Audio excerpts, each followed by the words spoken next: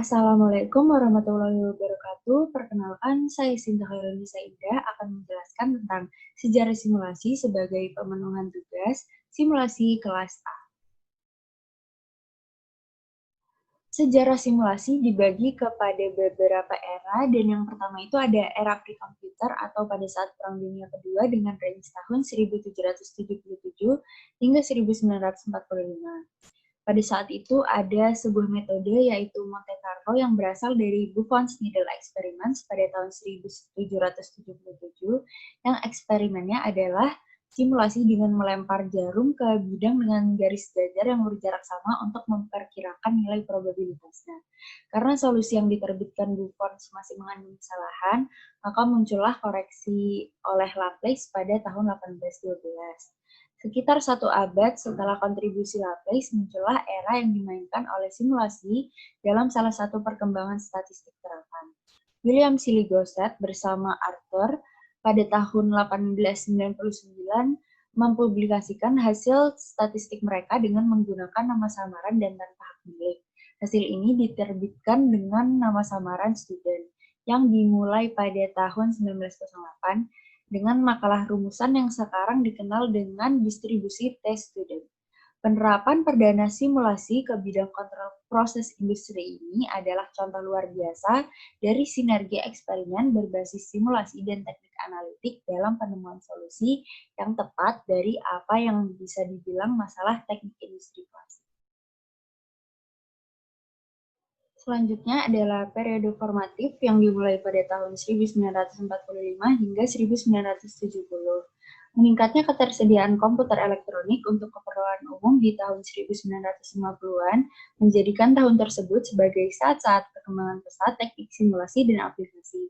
Kate Douglas Toucher pada tahun 1960 yang merupakan profesor riset operasional di University of Southampton mengembangkan program simulasi umum sebagai alat untuk membangun simulasi pabrik industri secara sistematis.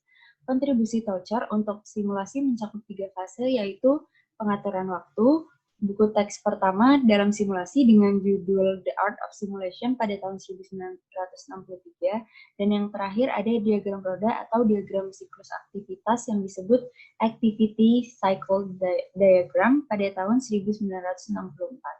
ACD menjadi landasan pengajaran simulasi di Inggris dan inti penelitian generator program selama tahun 1970-an. Patut dicatat bahwa Toucher memahami dan menerapkan pendekatan simulasi gabungan jauh sebelum kemunculannya dalam bahasa simulasi AS. Untuk masalah startup, Conway pada tahun 1963 mengusulkan untuk memotong atau menghapus pengamatan yang dihasilkan simulasi yang terkontaminasi oleh bias instalisasi.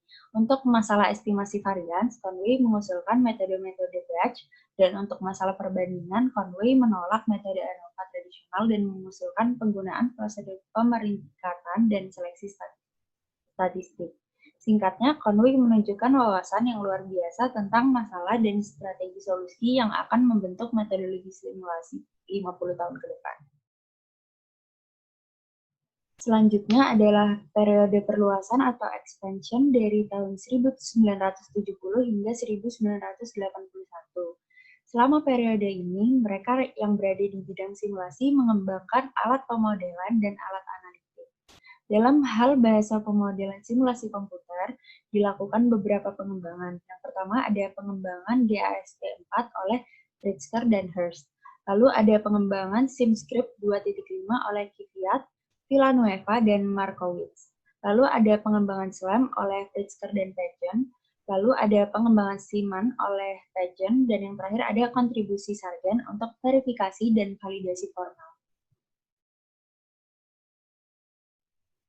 Selanjutnya adalah era sekarang yang dimulai pada tahun 1999 hingga masa sekarang. Jadi pada tahun 1998, software seperti Microsame versi 2.0 untuk Windows 95 mulai menonjol.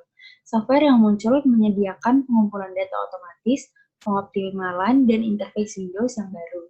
Saat ini, simulasi telah maju ke tahap sedemikian rupa sehingga perangkat lunak memungkinkan pengguna untuk memodelkan, mengeksekusi, dan menganimasikan sistem manufaktur apapun dalam tingkat detail apapun. Produk, peralatan, dan informasi diwakili oleh satu entitas yang terkait dengan 4 dimensi, X, Y, Z, dan waktu dapat dibuat modelnya dalam hitungan. Perangkat lunak simulasi saat ini mendukung fitur-fitur sebagai berikut.